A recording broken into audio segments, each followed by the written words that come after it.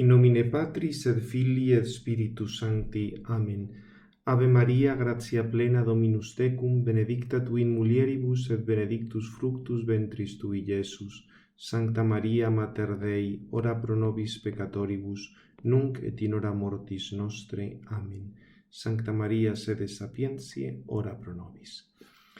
En la sesión de hoy, tal como está indicado en el vademecum de la asignatura, vamos a hacer referencia a toda una serie de, algunos estudios de corte sociológico sobre los orígenes del cristianismo. Hemos hablado en la lección anterior de algunas cuestiones sobre la historicidad, algunas investigaciones, sobre todo del ámbito anglosajón, especialmente, diríamos, agudas para algunas cuestiones de historicidad, e incluso algunas pues no hechas por autores católicos, y veremos ahora toda una línea de estudios. Vamos a ver simplemente un par de obras de un autor especialmente significativo, que es un jesuita, como no, Aguirre Monasterio. Iremos viendo qué es lo que cómo aplica el análisis sociológico para toda una serie de cosas acerca de los orígenes del cristianismo. Tenéis el resumen fundamental de estas cosas, lo tenéis en la eclesiología, en el apartado que tengo sobre orígenes del cristianismo a partir de la página 49. Ahí hago un breve resumen y volveremos a él, espero que nos dé tiempo al final de estas dos clases para tener un poco la visión de conjunto, pero la idea es esta: decir algunas palabras sobre algunos estudios sociológicos acerca de los orígenes del cristianismo. Vamos a echar una ojeada a estas dos obras de Aguirre Monasterio. La que vamos a analizar con más detalle es esta, del movimiento de Jesús a la Iglesia. Os presento la portada al principio. Vamos a ver. El movimiento de Jesús a la iglesia cristiana. Ensayo de exégesis sociológica del cristianismo primitivo. Como veis, aquí está, diríamos, es toda la obra, está dedicada a estas cuestiones. Veremos con detalle toda una serie de textos, pero antes este mismo autor ha publicado en una obra de conjunto un artículo en el que resume bastante sus planteamientos. La obra de conjunto es esta. Esperad que lo subo para arriba. Así empezó el cristianismo. Esta es una obra de colaboración, también la dirige él, Rafael Aguirre Monasterio, pero participan muchas más personas. Lo que pasa es que nos vamos a fijar especialmente en el artículo primero. ¿Veis? Hay bastantes autores, y el primer artículo, donde sale un poco el resumen de todas estas cosas, es de él. Hay toda una serie del proceso de cómo van surgiendo el cristianismo y demás, pero vamos a fijarnos, quería que nos fijáramos, podríamos haber visto también todo ese artículo, pero es simplemente por ir al centro, la cosa que más nos interesa, porque estamos en eclesiología fundamental, ver la relación entre Jesús y la Iglesia. Aparece el tema del proceso formativo del cristianismo, muchas referencias al tema de los procesos históricos en la sociología. Tiene gracia porque recupera bastantes cosas de esto que os comenté de Baur, aquel autor del siglo XIX que decía que en realidad no había habido ninguna ortodoxia, sino muchos grupos muy diversos, y que al final predominó uno. Es un estudio en ese sentido puramente diríamos, sociológico, pero fijaos, porque lo que nos interesa es esto. Creo que estaba en la 42. Esperad que lleguemos. Fuentes literarias, 4 etapas, y ahora aquí viene. Aquí está. Jesús y los orígenes del cristianismo. Fijaos, he insistido en que se constata, poco después de la muerte de Jesús, la existencia de diversos grupos de discípulos que coinciden en reivindicar su memoria y sentirse vinculados a él, aunque con formas y características diversas. Serían los años de la primera generación. Hasta ahí simplemente sería como una descripción. Lo que pasa es que luego, entra bastante más en materia. A lo largo del tiempo se han presentado unas cuestiones que no podemos desconocer, en las que las preocupaciones históricas y teológicas se han entrecruzado estrechamente y han dado pie a controversias muy apasionadas. Se puede enunciar así: ¿la Iglesia cristiana está fundada legítimamente en Jesús, como pretende, o supone una desvirtuación de su predicación, de su actuación y de su intención? Va a querer responder a esta pregunta, pero fijaos que ya la pregunta no plantea otra cosa previa, y es si Jesús ha tenido la voluntad explícita de fundar una iglesia. Él va a decir, obviamente, que no, si no, no formaría parte de toda esta corriente. Aquí ya no es simplemente que, o sea, no es simplemente que no se acepta que Cristo haya querido fundar una iglesia, sino que además no está nada claro si esa iglesia realmente responde a lo que ha querido Jesús o no. Todo esto ya veremos que es bastante, es bastante curioso, porque claro, la pregunta de todo esto, bueno, ¿y cómo sabe usted qué es lo que decía realmente Jesús? Porque, si hay toda una serie de problemas de la historicidad, ¿cómo sabemos si coincide o no coincide? Vais a ir viendo porque la argumentación realmente es muy interesante. Dice, en este libro se estudia el proceso formativo del cristianismo en el que intervienen muchos factores y es susceptible de una interpretación teológica. O sea que fijaos, esto ya es bastante interesante. Hay una interpretación teológica, pero lo teológico va a ser una interpretación de otras cosas. Ya ir recordando todo esto porque nos va a ser útil para entender mejor lo que dice de fondo. Pero no estudiamos expresamente lo que podríamos llamar el enganche del primer eslabón de todo el proceso, la obra, la vida y la persona de Jesús de Nazaret. Sobre este tema la literatura es ingente y no cesa de crecer. No es posible ni abordar la cuestión con toda la amplitud requerida, ni eludirla simplemente. Nuestro tratamiento va a ser breve. Entendemos que el lugar de afrontarlo en profundidad son los estudios del Jesús histórico y la teología fundamental.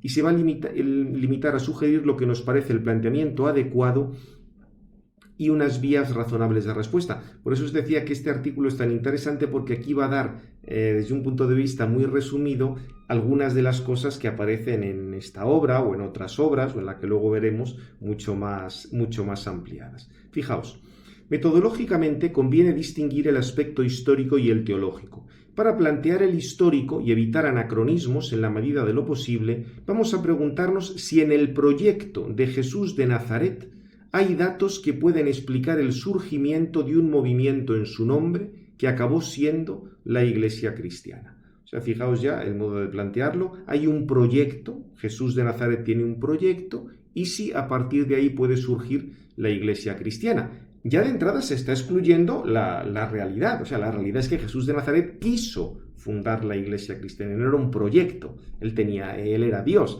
Con lo cual, como veis ya, de entrada está escamoteando lo que es la respuesta que aparece propiamente en los evangelios, o está escamoteando otra cosa fundamental, la pretensión de Jesús de estar a un nivel divino. Fijaos, desde el punto de vista teológico se cuenta con los datos históricos, pero hay que introducir elementos que proceden de la fe: la resurrección de Jesucristo, la acción del Espíritu y el plan salvador de Dios sobre la humanidad. Fijaos que aquí ya tenemos el primer problema. Resulta que la resurrección de Jesucristo es un dato de fe y no es un dato histórico. ¿Con esto qué nos está diciendo? Que la resurrección de Cristo no es un acontecimiento que ha tenido lugar en el espacio y en el tiempo, que ha dejado una serie de restos históricamente verificables, o que la resurrección es una cosa que inventan los discípulos a partir de no sé qué experiencia. Lo mismo la acción del Espíritu. Sí, hablar de la acción del Espíritu así es una cosa que puede ser desde lo que nos dicen los evangelios a la fenomenología del Espíritu de Hegel. Pero claro, la pregunta es, cuando encontramos, por ejemplo, la expulsión de los demonios, eso tenía unos efectos muy concretos, sino que se lo preguntaran los cerdos de Gerasa. Los efectos eran concretísimos, es decir, que determinados animales se van a un barranco. Eso era algo empíricamente verificable. ¿Eso ha sucedido o eso no ha sucedido? ¿Eso es histórico o eso no es histórico? Claro, las preguntas pueden continuar. Cuando hoy en día se realiza un exorcismo, ¿eso es histórico o eso no es histórico? Los hechos que se producen ahí se pueden ver y se pueden medir. ¿Es histórico o no es histórico? O sea, como veis, aparentemente esto es una cosa muy aséptica, pero en realidad tiene ya de entrada unas ideas muy claras. La resurrección no es histórica, la acción del Espíritu Santo no es histórica, no deja elementos, no deja restos que podamos verificar históricamente. Esto, repito, esto ya es una determinada fe.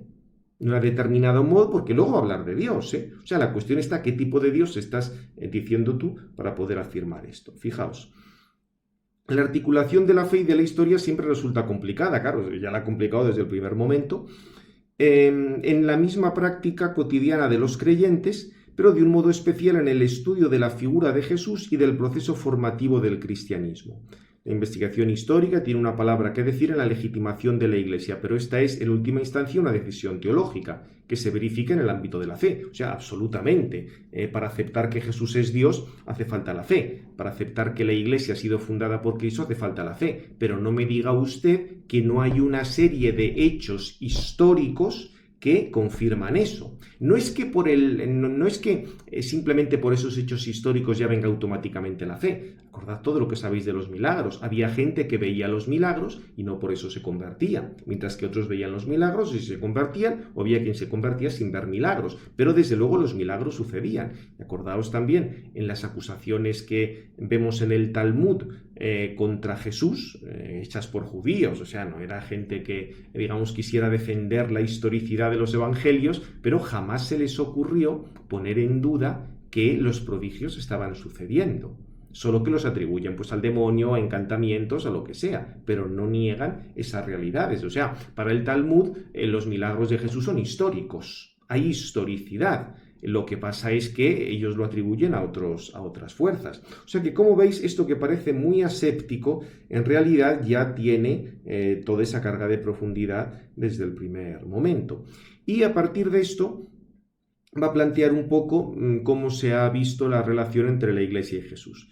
Dice que la fundación y legitimidad de la Iglesia se han discutido sobre todo a partir de la Ilustración, el tema de las controversias modernistas. Cita la frase de Sadeloisy, tan hiperconocida: Jesús anunciaba el reino y lo que vino fue la Iglesia. Claro, aquí fijaos también en el tema de lo del reino y la Iglesia y la cuestión de historicidad y fe que hemos visto antes.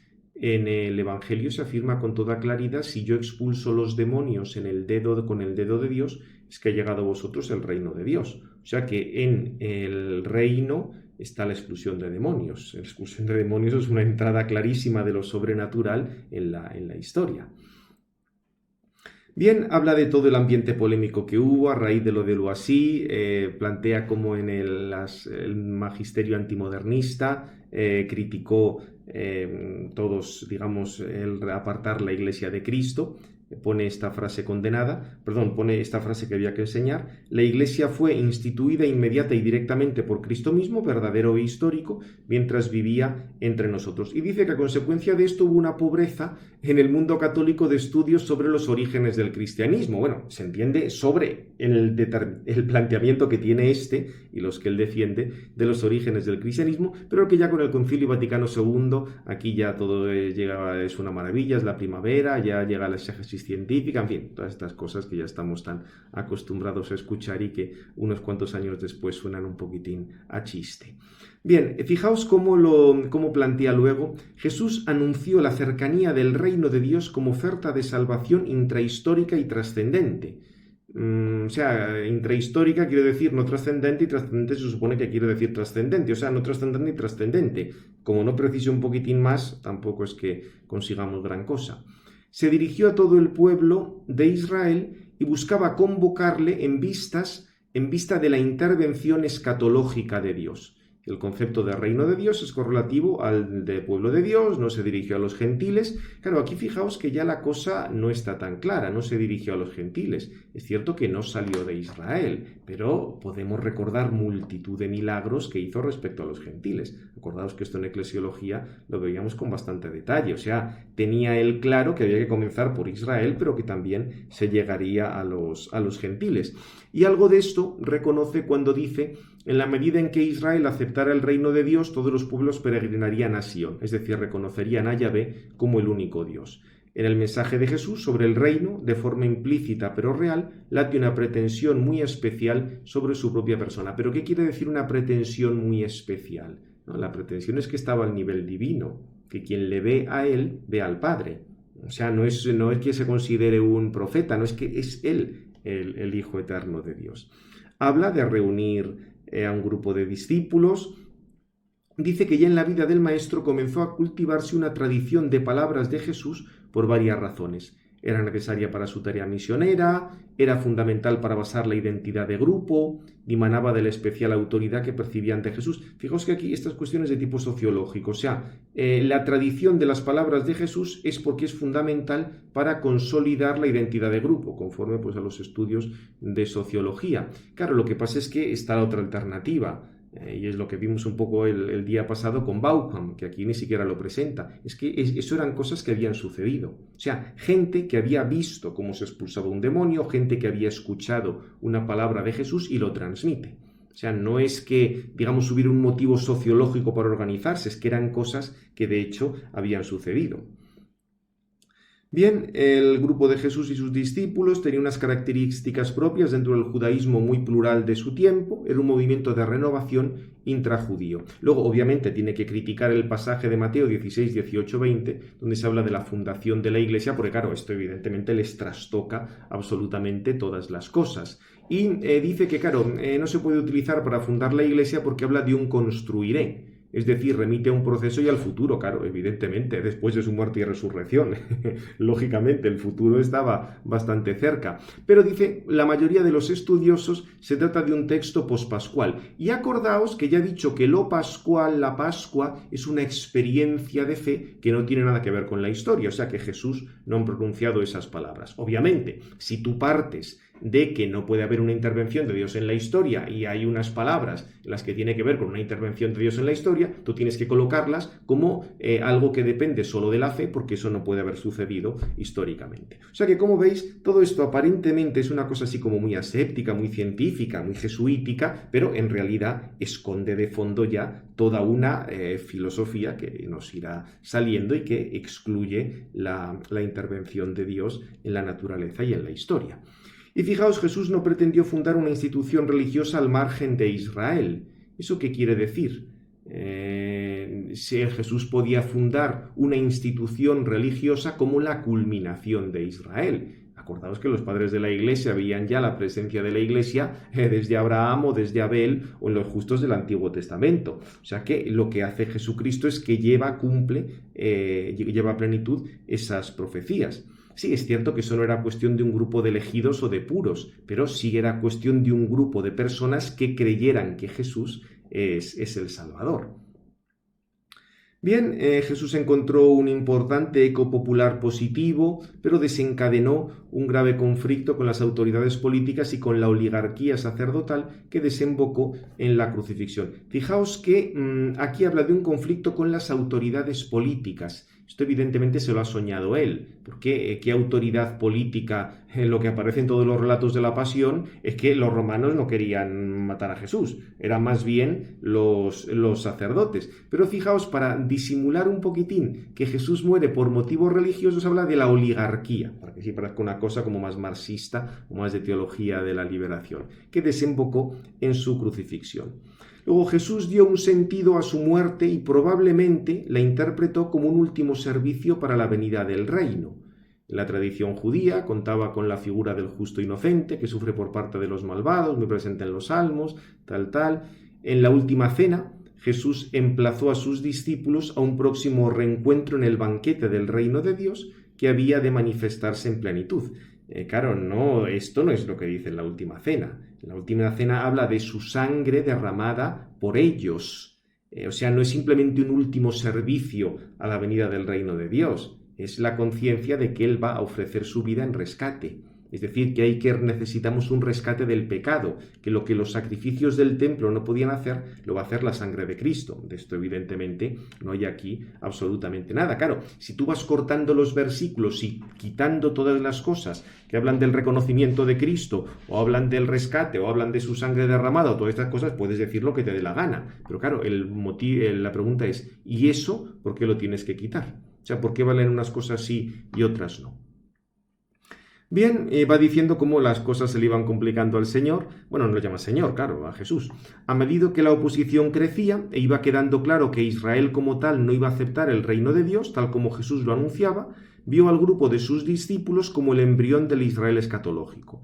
Tras la muerte de Jesús, los discípulos conservaban su memoria y esperaban el pronto reencuentro con el glorificado.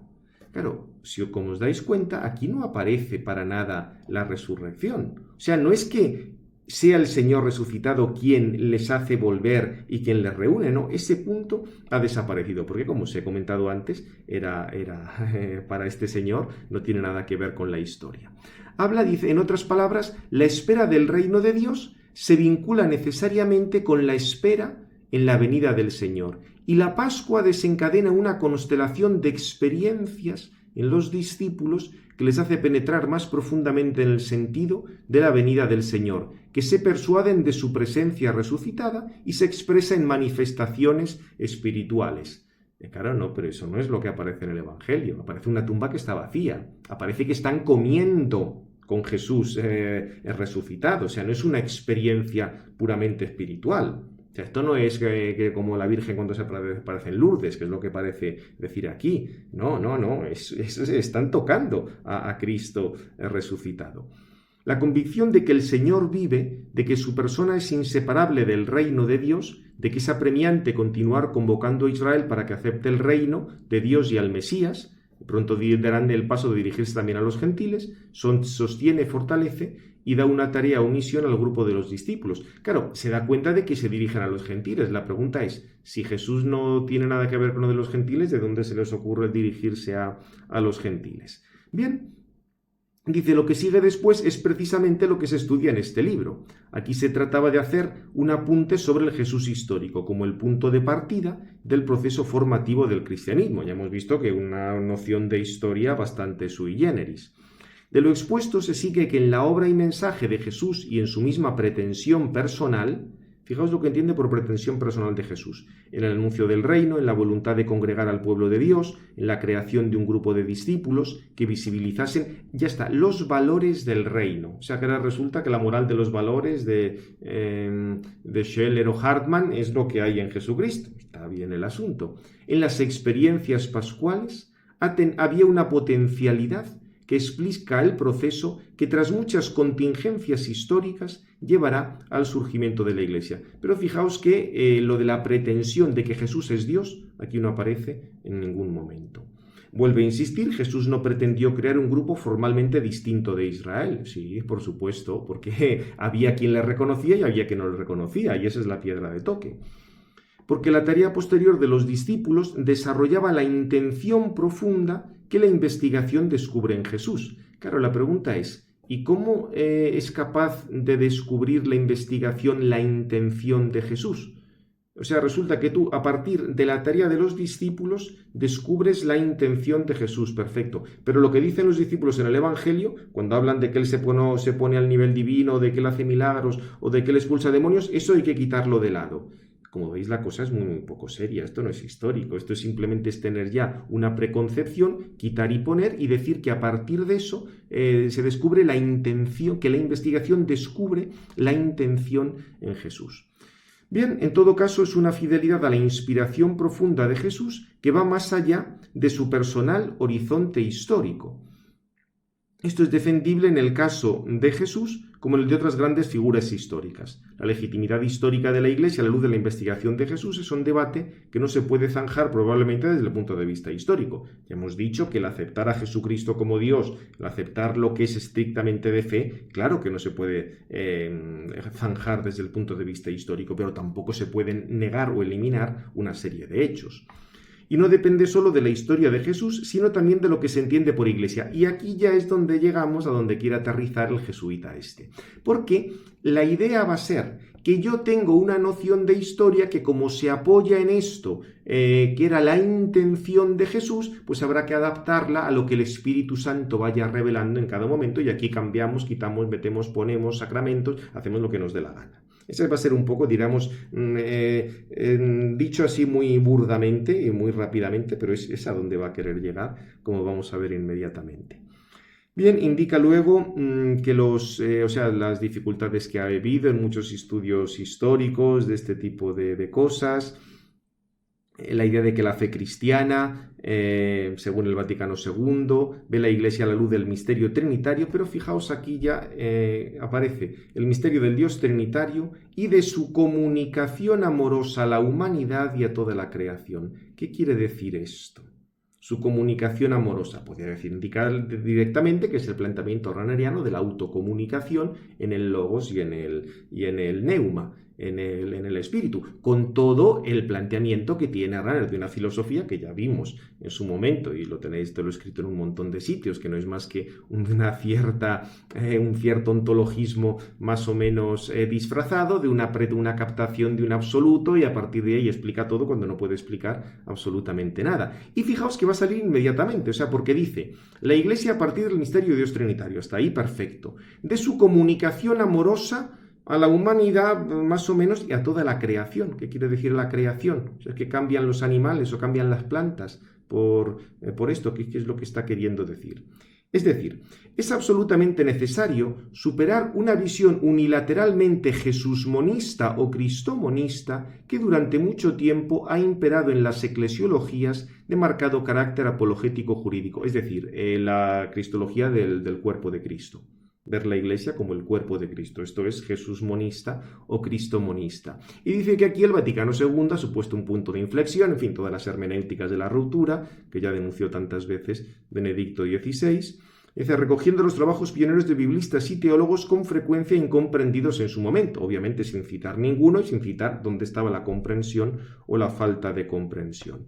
Y fijaos, vuelve a recordar la Lumen Gentium, el misterio de Dios Trinitario, que repito, esto es perfecto, pero la cuestión es qué quiere decir esa comunicación de Dios, porque es ahí donde está todo el problema. Parte de Dios Padre, que en su sabiduría y bondad se comunica hacia afuera en la creación y en la participación de su vida divina ofrecida a los seres humanos. Va mostrando Lumen Gentium, el plan salvífico, que nuestro Señor da inicio a la Iglesia predicando. Fijaos que, claro, cita Lumen Gentium 5, dice, nuestro Señor Jesús dio comienzo a la Iglesia, predicando la buena nueva. Claro, lo que ha dicho antes no era eso. Ha dicho que la Iglesia surge a partir de unas experiencias de los discípulos, o sea que implícitamente tiene que reconocer que el Vaticano II no dice lo que él está diciendo. Pero el concilio vincula estrechamente la misión del Hijo con el Espíritu Santo, enviado el día de Pentecostés a fin de santificar indefinidamente a la Iglesia. Bien, perfecto. La cuestión está, ¿qué quiere decir misión del Hijo y qué quiere decir misión del Espíritu Santo? ¿Es lo mismo? ¿Hay que hablar de una unión hipostática en el caso del Espíritu Santo o hay que negar que haya una unión hipostática en el caso del envío del Hijo? Como veis, es siempre este planteamiento jesuítico de ir, digamos así, lanzando como una serie de nubes de humo, palabras que se pueden interpretar de multitud de maneras. En esta consideración teológica, Jesucristo tiene una función esencial en el plan de Dios, bien, menos mal. Es el punto culminante y la referencia permanente. La Iglesia no hubiese podido surgir sin el hecho histórico de Jesús, pero vuelvo a recordar, histórico para este no es la resurrección. Pero para explicar legítimamente y legitimar teológicamente su surgimiento y la normatividad que ella se ha dado, o sea, la normatividad se la ha dado la Iglesia, no es que la haya dado Cristo, o sea, por tanto, Cristo no ha dado los sacramentos, Cristo no ha dado el poder de perdonar los pecados, Cristo no ha dado el mandato del bautismo, porque eso es la normatividad de la Iglesia. Hay que verla en el plan salvífico y recurrir a la acción del Espíritu Santo que continúa la mediación de Dios en la historia. O sea, que el Espíritu Santo tiene una mediación en la historia como la que ha tenido ya Cristo. Entonces, ¿qué pasa? Que ya ha acabado la mediación de Cristo, comienza ahora la del Espíritu Santo, ya Cristo no tiene mucho que decir, pero fijaos, porque esta hora es de traca. Siempre según la fe cristiana en relación con la obra de Jesús, menos mal, pero yendo más allá de lo que históricamente hizo. El más allá, ¿qué quiere decir? Que como Cristo solo eligió varones, pero ahora nosotros tenemos el Espíritu Santo, decimos que también hay que ordenar a las mujeres. O como Cristo dijo, el que abandone a su mujer y se vaya con otra comete adulterio, ahora ya como tenemos el Espíritu Santo podemos hacer un discernimiento donde dije Diego. Porque además es divertidísimo. Cita ahora Juan 16, 12, 13. Es decir, el discurso de despedida del Señor de la última cena. ¿Pero qué quedamos? ¿San Juan es histórico o no es histórico? ¿Por qué vale Juan 16 y no vale, por ejemplo, el donde San Juan presenta a Cristo como el Logos, o donde el San Juan dice el Padre y yo somos uno, o todas las declaraciones clarísimas de divinidad que hace el Señor en San Juan? Eso ya no es histórico y esto sí. Claro, como veis, la cosa es enormemente arbitrario. Va a decir sí, la referencia a Jesús, a sus palabras, a su ministerio, a su muerte y resurrección, volviendo otra vez a insistir en que la resurrección para este no es histórica, es esencial en la vida de la Iglesia, pero hay que apropiarse de todo ello con fidelidad y libertad. ¿Qué quiere decir? Apropiarse con libertad. ¿Libertad frente a la verdad? O sea que yo soy libre de aceptar que ha sucedido un hecho histórico o de no. O sea, como aquí la libertad, nada, pues a mí yo voy a aceptar el teorema de Pitágoras o no, o yo voy a aceptar que la masa del protón es esta o es la otra porque me gusta más una que me gusta más otra. Y dice, esta tarea requiere docilidad al espíritu, que las iglesias escuchen lo que les dice el Espíritu. Claro, la cuestión está si esto es el Espíritu Santo o este señor está entendiendo el Espíritu como los pájaros de la cabeza, como lo decía con bastante guasa el cardenal Meissner de Hans King, que nos introduce en el amor del Padre y nos hace hijos de Dios, es decir, nos identifica con Jesús. Precisamente por eso la justificación de la Iglesia no reside en que se pueda demostrar que responde a decretos fundacionales de Jesús. La justificación de la Iglesia vale para los creyentes, es teológica, perfecto, vuelvo a repetir que solo podemos aceptar la Iglesia movidos por la fe y por el Espíritu Santo, y se basa en la aceptación del desarrollo de un plan de salvación de Dios en la historia, que culmina en Jesús y sigue desarrollándose por la acción del Espíritu. ¿En qué sentido? ¿Que ahora va a haber verdades que antes no lo eran? ¿O que lo que ha dicho Jesús ahora hay que negarlo? Evidentemente. Esto hay que precisarlo muy bien y no lo hace. Dice, en este proceso, en principio, es perfectamente legítimo que la Iglesia se dé una normatividad vinculante. O sea, vuelvo a insistir, la normatividad no la da Jesús, sino se la da la Iglesia, para realizar su tarea en el plan de Dios, interpretando la misión de Dios, la misión de Jesús y coherente con los valores del Evangelio. ¿Y quién establece esos valores? ¿Los ha dado Jesús o los establecen los exegetas jesuitas? Como veis, la cosa es tremendamente ambigua. Naturalmente, esta visión procesual de la configuración de la Iglesia tiene unas consecuencias diferentes a una visión inmovible, será inamovible, según la cual en lo fundamental todo está claro desde el principio, en virtud de los mandatos expresos de Jesús. Claro, lógicamente, él contrapone la idea de que el Señor ha fundado la Iglesia y ha dejado lo esencial a esto de que, bueno, es una cosa que tiene que irse acomodando. Por supuesto que en lo esencial está dado por Jesús. Habrá multitud de cosas en las que uno tenga que irse acomodando, irse adaptando, pero eso no es lo esencial. Claro, habría que preguntarle a este señor si acepta la distinción entre una predicación per se y una predicación per accidens. O sea, hay una cosa que es esencial para la Iglesia y eso depende de Jesús, y hay otra serie de cosas que tienen que, digamos, se pueden ir precisando, se pueden ir viendo, cosas que son secundarias. Ante todo, promueve una visión más flexible de los elementos institucionales, doctrinales y organizativos de la Iglesia. O sea, esto de flexibilidad doctrinal, ¿qué quiere decir? Que ahora ya Dios no puede ser trino, en lugar de trino es, o en lugar de entender, mejor, en lugar de entender la consustancialidad de las personas divinas, hay que aceptarlo de Rahner, ¿no? Esa es la flexibilidad doctrinal, la flexibilidad organizativa. O sea, que ahora ya no hay 7 sacramentos, sino que podemos quitar o poner, o cambiar el sacramento del orden, o lo que sea. Evidentemente que hay muchas cosas en las que hay flexibilidad. Pensad la multitud de órdenes que se han ido fundando a lo largo de la historia, las que han desaparecido. El momento es estupendo en el que Clemente XIV hizo desaparecer a los jesuitas. Lamentablemente luego fueron restaurados. Pero quiero decir, todas esas cosas por supuesto que pueden ir cambiando. Pero claro, pretender flexibilizar elementos institucionales, mire usted, si los ha establecido Cristo, eso no los puede flexibilizar nadie. Dice, no aparecen ni menos legítimos ni menos vinculantes, pero sí descubrimos sus condicionamientos históricos. Esto nos va a salir luego bastante en este señor. ¿Cuánto cuesta tomarse radicalmente en serio la encarnación de Dios? Sus posibilidades de reformulación y desarrollos posteriores. O sea, fijaos que ahora el historicismo es la encarnación de Dios.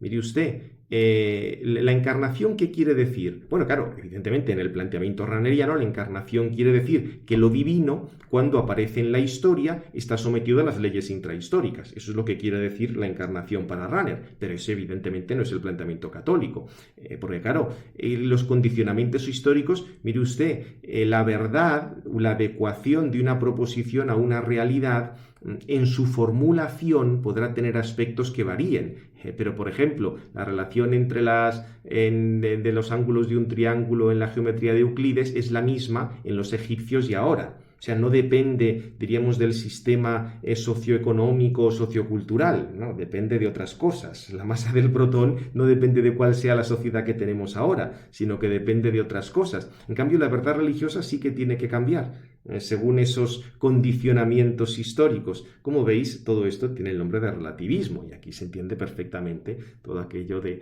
Benedicto XVI, de lo de la dictadura del relativismo. Sí, dice luego, el creyente considera que la vinculación al hecho clave e insuperable de Jesucristo, de nuevo, pero la pregunta es, ¿incluye la resurrección como hecho histórico o no la incluye? ¿Incluye los exorcismos o no los incluye? ¿Incluye los milagros o no los incluye? ¿Incluye la fundación de la Iglesia o no lo incluye? Porque ya digo, hecho clave e insuperable de Jesucristo, claro, sería mejor y sería más honesto que dijera, no, yo me estoy refiriendo a lo que dice Rahner, que es la plenitud de la autocomunicación divina, que coincide con la máxima autoconciencia de la criatura cuando vuelve a Dios. Bien, que lo diga claramente, y entonces ya sabemos que depende de una cierta filosofía, pero pretender pasar esto como resultados históricos o sociológicos, pues como veis, no tiene demasiado fundamento. Dice, implica celebrar y participar en su vida de hijo de Dios. Curiosísimo. Bueno, aquí lo que pasa, no queda claro si este hijo de Dios se está refiriendo al creyente o se está refiriendo a Jesucristo. Pero exige también mirar siempre a su historia para seguir sus pasos y vivir como él los valores alternativos del reino de Dios. De nuevo, vamos a aplicar aquí la moral de los valores, o qué es lo que quiere decir. Estamos hablando de tanta historicidad, ¿quién hablaba entre los primeros creyentes o en las palabras mismas del Señor de valores? Esto es una cosa que tiene que ver con un planteamiento de la ética o de la moral enormemente reciente. Y acaba ya poniendo la guinda, citando a Loffing, el problema no es si Jesús fundó la Iglesia, sino si la Iglesia está fundada en Jesús.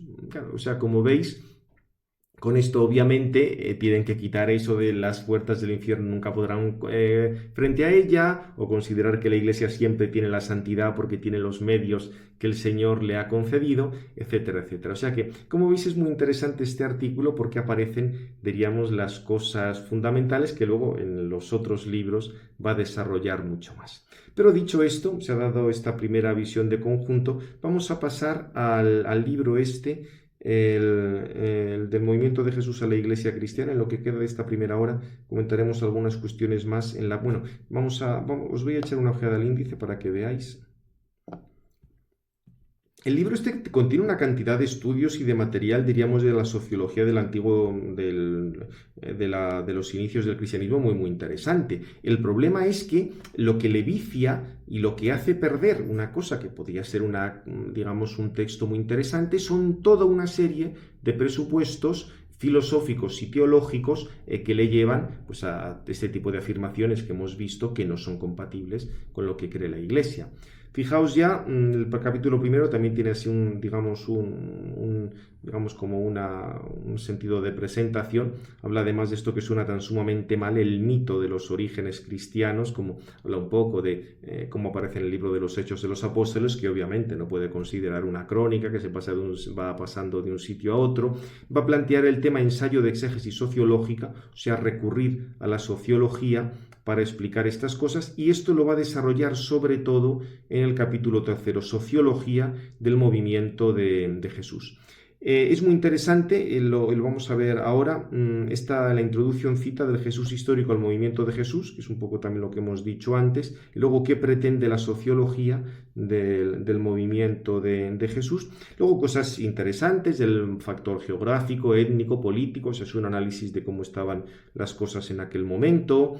la crisis que había en el mundo judío, diversos movimientos proféticos populares, o sea, son cosas de historia de la época realmente interesantes. Pero donde va a aparecer el centro de digamos, de su planteamiento es en el capítulo 3, que veremos luego con bastante más detalle, el Dios de Jesús y la realidad social de su pueblo. Porque aquí va a vincular completamente lo que va afirmando el Señor, sus afirmaciones sobre Dios, a la realidad social, y aquí diríamos, es donde van a aparecer sus grandísimos presupuestos, de corte filosófico, de corte teológico, interesantísimo. Por ejemplo, esta afirmación de Dios es misterio, el lenguaje poético de Jesús para hablar de Dios, lo cual supone toda una filosofía del lenguaje, toda una filosofía de los nombres acerca de Dios, que ya lo comentaremos. Y luego tiene otros capítulos que son, a mi modo de ver, son mucho más interesantes. También se resienten un poco de esa orientación, pero aparece alguna cosa muy interesante. Por ejemplo, la estructura que tenía la casa, la domus, en el cristianismo primitivo. Y esto hay testimonios de la arqueología, no existía el Estado como ahora lo conocemos, la organización familiar tenía mucha más fuerza y entre ellas estaba el padre de familia. Y por eso va a salir luego el capítulo 5 también con muchos más datos históricos, evolución de la iglesia primitiva a la luz de los códigos domésticos, entre la encarnación y mundanización. Encarnación no es la encarnación del verbo, es adaptarse a las circunstancias. Y aquí van a salir pues cosas, digamos, que se daban en el siglo I, en la época imperial, sobre el tema de las casas, cómo se organizaba todo en torno a las familias, el servicio doméstico, todas esas cosas y cómo va influyendo ahí, digamos, en el desarrollo del cristianismo primitivo. Tiene luego un capítulo más directamente, diríamos, de situación social, o sea, más socioeconómico. ¿Cuál era la composición social del cristianismo primitivo? ¿Eran solo proletarios y esclavos? ¿Había gente de más, digamos, de más nivel?